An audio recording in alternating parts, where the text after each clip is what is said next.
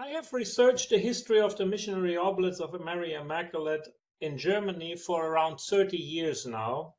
The period of National Socialism occupies a large part of my publications up to date.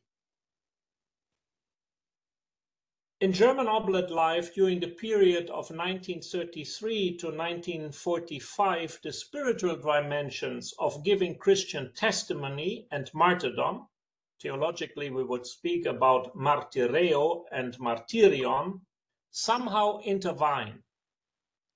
However, it must be clarified in the beginning that the testimonies of the German and Polish oblates cannot be compared.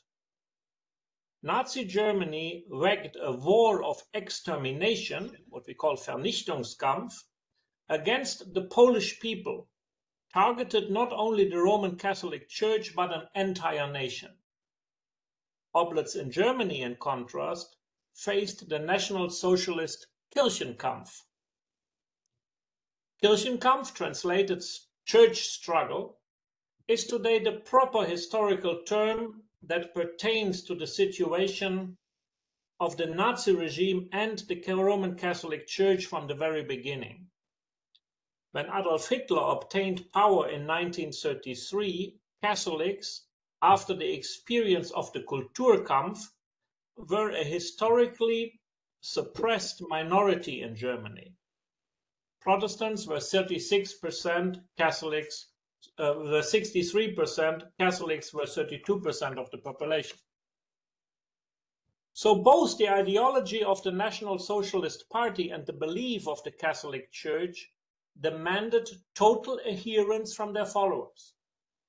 The two were thus destined to come into conflict.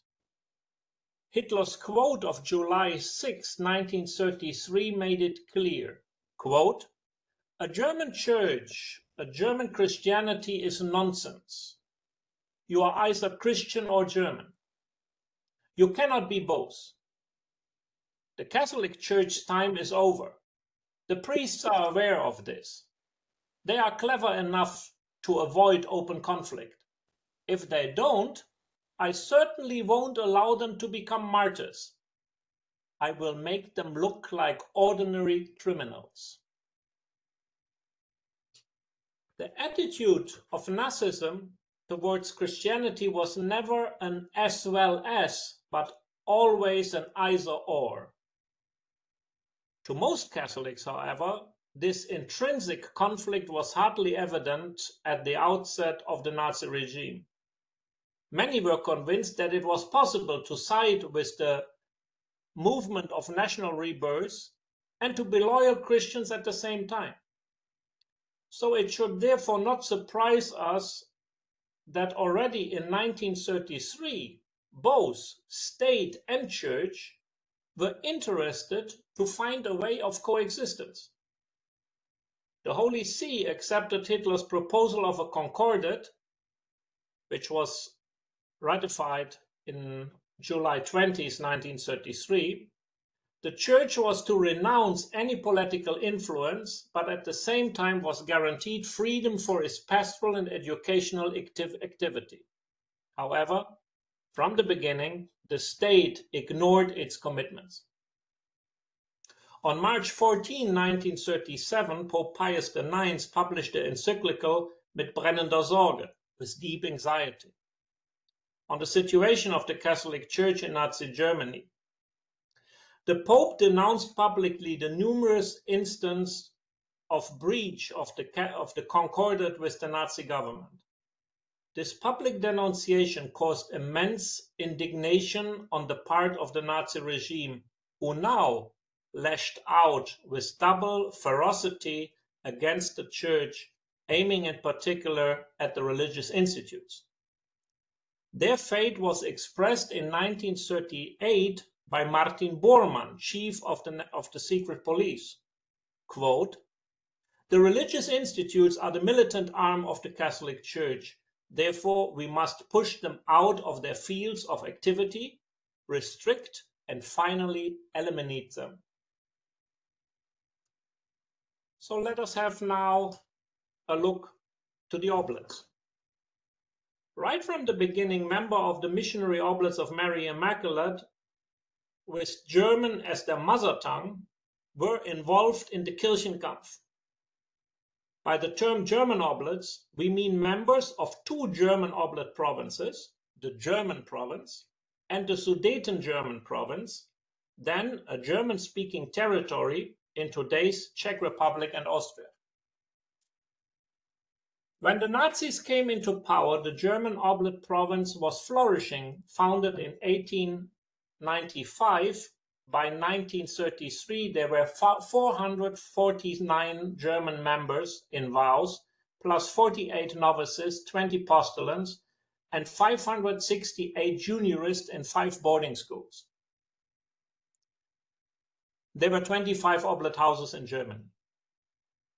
The second German province, first called Czechoslovakian Oblat province, came to life in 1927. By 1933, this province had 6 houses and 64 members of German and Czech origin.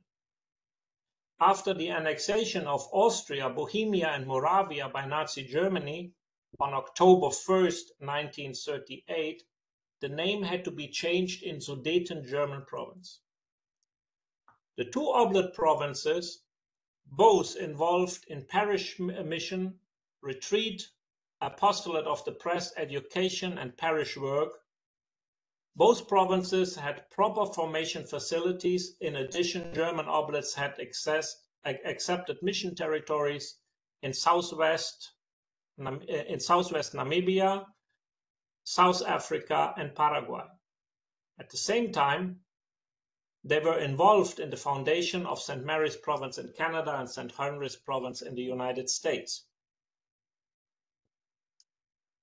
So from the very beginning, with very few exceptions, German Oblats opposed National Socialism, consistent with their Christian and religious values.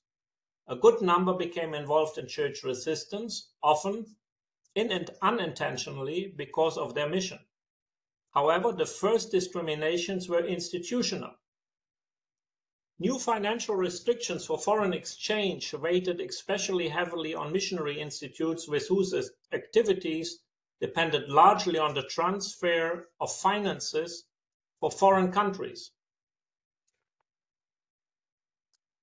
In the same year, in 1935, National Socialism claimed a monopoly on the domination of education. The German Oblats run 6 juniorates, boarding schools for boys who generate vocations. Within 5 years, all Oblat schools were closed, resulting 458 boys sending home. A new law concerning editorial activities heavily restricted the freedom of the Catholic press. For the Oblats, this law meant by 1939 their monthly Oblat magazine and the homiletic periodical had to be closed. And at the outbreak of the war, offered the Nazi a further pretext to intensify their restriction policy against the church and the work of the Oblats. Practically all forms of extraordinary pastoral work like retreats and parish mission were impossible. At the same time, all younger oblate priests and brothers, as well as the scholastics, were subject of the law of conscription. In 1939, as many as 327 out of 521 oblates were called to the army service. Thus, the war caused a considerable weakening of the German oblate mission. During World War II, in 1941, the Nazi regime started its last destructive campaign against religious houses, the so-called Klostersturm, assault of the monasteries. By the end of 1941, more than 123 religious houses had been confiscated. The oblates too were victims to this campaign. St. Charles College in Falkenburg had already been closed in 1938. In February 1941, the houses and grounds were confiscated by the German forces. In February 1941, the Nazi secret police confiscated St. Boniface in Hünfeld, the heart of the German province, and the provincial house and the seminary and the novitiate. Hünfeld was the ideal target for the Nazis to paralyze the congregation. On February 7, 1941, 80 oblates stationed in St. Boniface received orders to evacuate the house. 2 more houses became victims of the Klostersturm, Saarbrücken and Aachen. Perhaps the worst chapter of Nazi violence against the Church dealt with the action against individual representatives of the Church. Here the spiritual dimension of Christian testimony, martyreo, and martyrdom, martyrion, intervene. A survey ordered by the German Bishops' Conference showed that between 1933 and 1945, a total of 12,000 Catholic priests in Germany had been subject to less than 26,000 investigations and 39,000 acts of violence on the part of the Nazi regime. Even for the persecution of individuals, the Nazis had a law-based basis, the so-called pulpit paragraph and the law of malice. The pulpit paragraph had been introduced in 1871. It was a relic of the Kulturkampf. It stated, quote, "A clergyman who is in the exercise of his profession deals publicly and in presence of a crowd with state affairs in a way that is liable to disturb the public peace will be sentenced to imprisonment of up to 2 years." And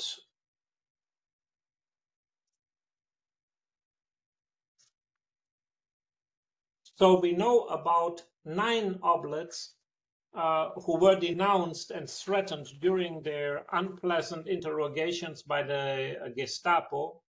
Ultimately, however, their charges were dropped. Other 5 oblates were fined. Another category of Nazi measures against political enemies was to limit them in the exercise of their profession. For priests, this meant the prohibition against preaching, teaching, and publishing. For example, in 1938, the first oblate, Father Clement Stroik, was arrested after a sermon. After 7 days in custody, he was forbidden to speak publicly within Germany. We know about 15 other oblates in Germany who were banned from preaching and teaching. Others just left the country. Father Karl Laut, who in his sermon called Nazism, Neo-Paganism, was informed by a friend that he was in danger of being arrested. He managed to escape to the German oblate mission in Paraguay. Another case is the flying priest, Father Paul Schulte, before the war probably the best known oblate in Germany. In 1927 he founded the MIVA, the Missionary International Vehicle Association, dedicated to furnish motorized vehicles of different kinds, including aeroplanes for the mission. The Nazi did not like Father Schulte's considerable impact on young people, to whom he imparted the image of a modern and courageous church. In 1936, Father Schulte immigrated to the Catholic missions in Arctic Canada At the outbreak of World War II, he had to leave Canada and went to the US, where he was interned in 1941, suspected of spying for the Nazis. Schulte lived under CIA surveillance until the return to Germany in 1949. To frighten political enemies, the Nazis temporarily took them into custody. Prison sentence could last from few days to 3 years. Coming back from a pilgrimage in France, Father Johannes Russ was held in custody for 42 days. The bursar of Hünfeld, Father Köthe, was not very cooperative when the house was confiscated. He was sentenced to 3 years of prison. We know about 7 other oblates who have been imprisoned. The harshest punishment inflicted by the Nazi regime on Catholic priests was the committal to a concentration camp. Nazi Germany operated 1,000 concentration camps. In total, 2,794 Catholic clergymen were sent to a concentration camp. The greatest number came from Poland. At this point, we should not forget that 35 Polish oblates who were sent to the concentration camps, where 13 of them died. Today, the most prominent is undoubtedly Blessed Father Józefie Cebuli. So out of 418 oblate priests in Germany, out of 418 German priests who were sent to a concentration camp, 110 died. Only 1 German oblate had to face the committal to a concentration camp in Dachau. In 1941, Father Engelbert Rehling, after an argument with a Nazi mail carrier, was reported to the who reported him to the secret police, was arrested. In Dachau concentration camp, where he joined other clerics in the special priest block, 4 years at the camp meant for Father Rehling an immense lot of suffering and humiliation. Forced labor, hunger, and sickness ruined his health, yet he was among the few survivors after the liberation of the camp. He just escaped martyrdom.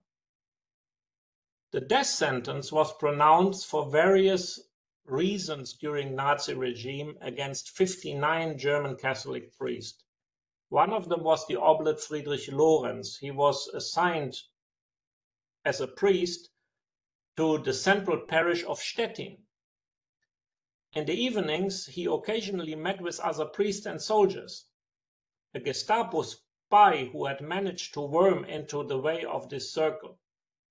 Naturally, the group also spoke about political and military situation and made many critical and negative comments. In February 1943, Father Lorenz was arrested together with 13 other priests of the Stettin area.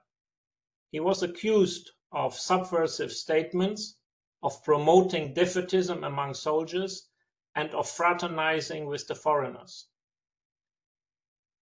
There followed endless interrogations, sometimes with torture, during 21 months of prison.